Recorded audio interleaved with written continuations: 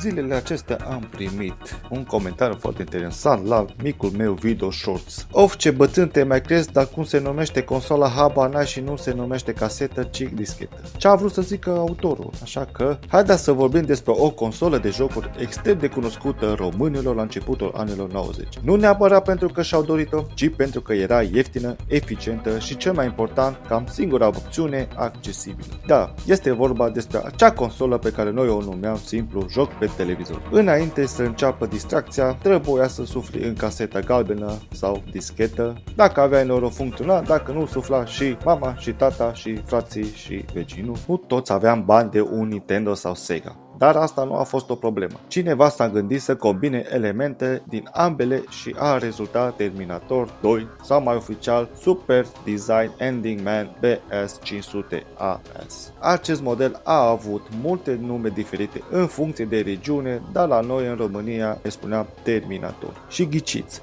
unde s-a produs această clonă reușită? Într-un loc în care începe cu Chi și se termină cu Na. Exact, China.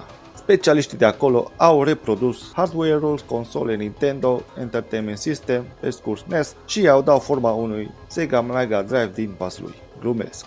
Iar consola venea echipată cu două joystick-uri simple, un pistol pentru Duck Hunt evident, un adaptor sau încărcător cum îi spuneam noi și un cablu RF. Avea un modulator RF încorporat plus ieșiri audio mono și video compozit prin conectorii RCA. Pe scurt, era cel mai basic gaming setup posibil, dar era tot ce avea. Dacă ne gândim acum, consola era de departe de ceea ce însemna astăzi gaming-ul. Avea un procesor MOS de 6502 pe 8 bits, tactat la 1,79 MHz, o placă video tactată la 5,37 MHz, ce suporta o rezoluție de 256 pe 240 pixeli, plus o placă audio monofonică. Pe vremea aceea, habar nu aveam ce înseamnă sunet stereo sau melodii polifonice, dar din nu conta. Jocurile erau disponibile pe casete, discuri și, sincer, alegerea lor era o loterie. Pe hârtie avea un sticker cu numele unui joc celebru, de exemplu Sonic, dar în realitate putea fi orice altceva, gen Mario ciudat până la un puzzle obscur. Cele mai populare titluri includeau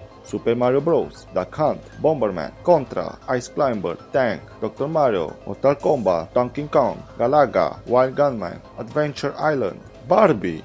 Da, chiar și ăsta, m-am jucat. Și multe altele. Partea bună, casetele se găseau peste tot, în magazine electronice, papeterii, ABC-uri și chiar la piața de legume și fructe. Partea proastă, puteți să iei o mare țeapă. Cum se juca? Păi, dacă jocul funcționa, era super. Dacă nu, începeau suflatul în casetă, scuturatul consolei și schimbatul la față când nimic nu mergea. Uneori, nervii erau inevitabili. Deși stăteam mult în fața televizorului, parcă jocurile de atunci nu creau aceeași dependență ca cele din ziua de astăzi. Poate că ne dureau ochii de la televizorul din timpul acela, sau poate pentru că la un moment dat cineva din familie avea grijă să ne trimită afară cu o palmă strategică. Îmi amintesc cum mergeam la țară, la bunici și mă jucam cu verișorul meu cu un televizor alb-negru. Da, încă am prins televizorile alb-negru. Singura problemă era când ne jucam un joc în doi, dar nu ne puteam deosebi cine e cine. Așa că renunțam rapid și treceam la activități mai tradiționale. Mingea, bicicleta sau, pentru cei mai curajos, aruncat-o cu cuțitul în pământ. Ce ne mai amuzat.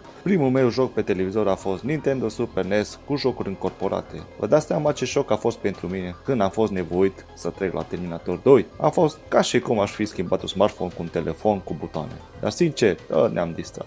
Indiferent cât de rudimentar era, Terminator 2 rămâne parte din copilăria multora dintre noi. A fost consola care ne-am dus împreună, ne-am creat prieteni, ne-am făcut să apreciem cu adevărat procesul tehnologic. Și cel mai important, ne-a oferit amintiri de neuitat. Care este amintirea ta? Îți mai aduci amintiri primul tău joc pe această consolă? A mea a fost Robocop 3. Niciodată nu o să uit. Dacă v-a plăcut, un like m-ar ajuta pentru algoritm foarte mult. Toate cele bune, ne-am fost Silviovi, v-am pupat, pa!